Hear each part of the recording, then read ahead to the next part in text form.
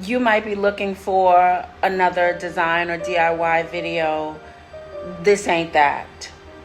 So I can tell you it's a how-to, but it's not the kind of how-to video that you were expecting. This is more like how to not make the same mistakes that I made.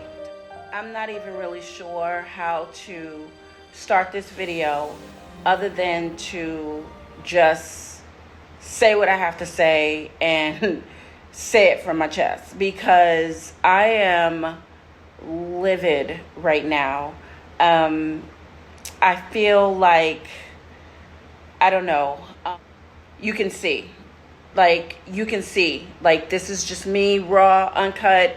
No time to pull out lights and fancy cameras. The lighting sucks. The audio is going to suck. I have my fan blowing on me for good reason. So you're going to hear that. Yeah, there's no music. There's nothing. I needed to just say this shit and get it off of my fucking chest. Because I'm starting to feel like perhaps I made a huge mistake. Hold up.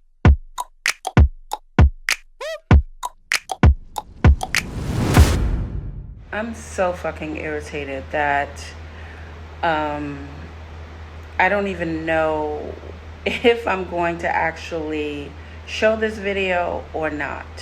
But the truth of the matter is Mexico is just not panning out for me. I was here last year and I experienced the heat, so I know how hot it can get here. But I'm also realizing, living here on a regular basis, how inconvenient it is to not have water, not have power. It's just like one fucking thing after the next. And, I just want people to be really, really honest with themselves when they decide that they want to move here, especially to Merida, because Merida is hot. And for the last few days, it's been extremely hot. Like, the power grid keeps going out, and it's not just in Merida. They battle severe weather conditions. Mexico is experiencing season's first surge of temperatures and a heat wave that occurred on the heels of the warmest April globally. The country recorded a high of 32.9 degrees Celsius, surpassing the previous record of 32 degrees Celsius from 1998. There have been several articles that have come out talking about how CFE, the electric power company here, cannot handle the amount of draw that people are using when it comes to the electricity. So every night I've been waking up in a pool of sweat because they are shutting down, or either it's causing a blackout, but it seems to be happening strategically every night around 10:30, and then it stays out for like 2 hours, and then it'll come back on. But then, it's just really ridiculous. Like a couple days ago, while I was trying to work, my power went out several times while I was working.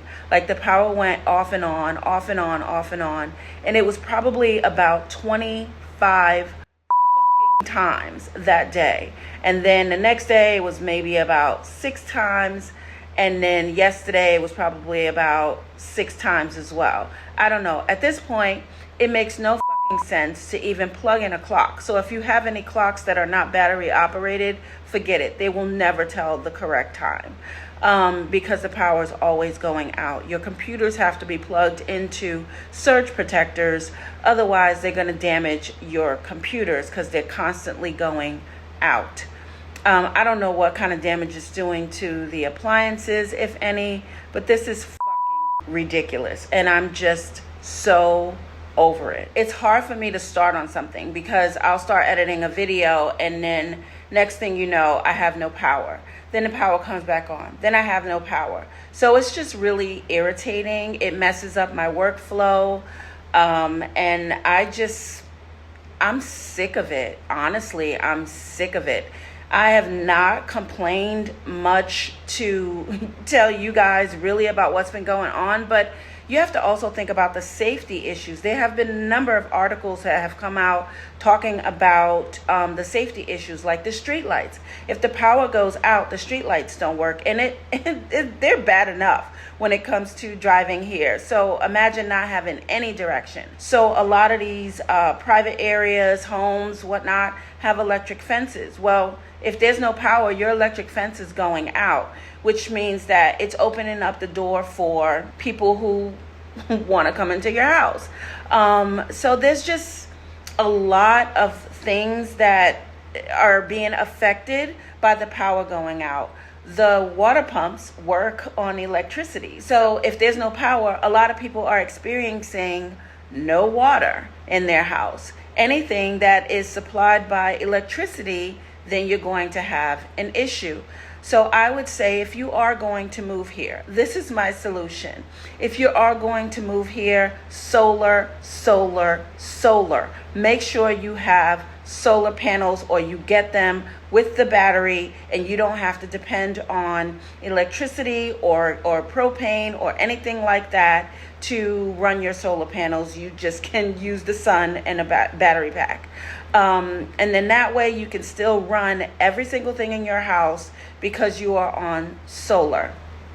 The other thing is, for me, I've been getting through with, like at night, I have to put these on. These are my neck fans. And these saved my life, because a lot of times I don't run the ACs in every single room, obviously to save energy. And so when I'm walking around, like, I can just, turn this on and not melt while I'm in the kitchen, making some tea or something that I might be doing. And then I can go back in my office where I have the AC running. But that, and then I have a Bluetti power pack, which is also helping me when I plug my Wi-Fi in. Otherwise, I wouldn't have very much Wi-Fi without that. Obviously, I'm on an international plan, and since Mexico is part of North America, it is covered. However, there is a certain amount of gigabytes that you get through T-Mobile, and so you can run out, and then they'll start charging your ass. And it's like, I have an international package, Mexico, Canada, I'm good. In the United States, obviously. But still, if you're not on Wi-Fi, you're going to incur some slow speeds and, things like that. Like, I've dropped down at times from 5 gigs to 3 gigs or 2 gigs. It's just like, what? Where they do that at? But yeah. So there's been a lot of things. Like I said, I made a video, the 20 things I hate, but I didn't even edit that video. I didn't even put it out. I started working on it, and then I was just like, you know what? I don't want to be negative. And I know some people are going to come for me and they're going to have some hate for me, but I don't care. Like, there's no way I can sit here and talk shit about America, where, yes, America has a lot of fucking issues, and not talk shit about Mexico. Like, there's no way that I'm going to make it seem like it's all rainbows and unicorns. And I've never done that. If you go back and you look at my videos, I've been keeping it a buck with y'all from day one. Mexico is a beautiful country, but Mexico is holding Mexico back. And that's unfortunate, because there is so much here for people to experience and see. I mean, it's beautiful. But unfortunately, certain places where you go, once you step outside of the Yucatan, you got to deal with a lot more things. We're talking about corruption. We're talking about things that it's obvious. It makes traveling by vehicle a little bit more difficult, if you know what I mean. Like, I have gone places myself where I've gotten stopped by the police just like twice in one trip. And I don't know. It's annoying to say the least. But I'm not going to sit here and make it seem like, it's all bad. But there are definitely a lot of things that would make one question whether or not you wanted to grow old here. And maybe there might be other places in Mexico where things are a little bit different, but I know that a lot of places are dealing with the power issue, for sure, for sure. This is an article from 2023. I hate to see what 2024 is going to bring because it is a lot worse. So pause and read. So with all of that, I just want you to really, really think about every single thing that I mentioned if you plan on moving here. If you have no intentions of moving here or moving anywhere for that matter outside of your home, your native country, then don't worry about it. But if you are planning to move here, I know a lot of people watch my videos and they are looking for some sort of advice or pros and cons, and I'm here to tell you, like I said, you want to have solar. You want to download the Yucatan Times. You want to be in the know, and don't lie to yourself. Don't fool yourself. I would suggest that you live here for at least 6 months to a year before you even start bringing your things from your country or whatever. Like, I would suggest doing that. Maybe renting something that's furnished so you don't have to worry about it. And in that way, if it's not jiving with you, then you can just say, you know what, I'm gonna pack up my shit and I'm out. And you can leave with maybe 1 or 2 trips via the airlines. But for me, I have invested a lot into this house, which I don't even own. That's not a problem. I like loving where I live. But I have things that I now know I need to get back to the States if I decide to leave. And that's where it becomes a problem. And it's not to say that if someone decides to leave a country after trying, that they are a failure. I don't look at it that way. You tried something. You did something that a lot of fucking people would not do. Period. Point blank. So I spent a lot of money coming here, moving myself here. And, for the most part, I think I'm going to try and make it work because, America is a complete shit show at this point, especially with the elections coming up and all of that. And I never wanted to be there for that. But I know that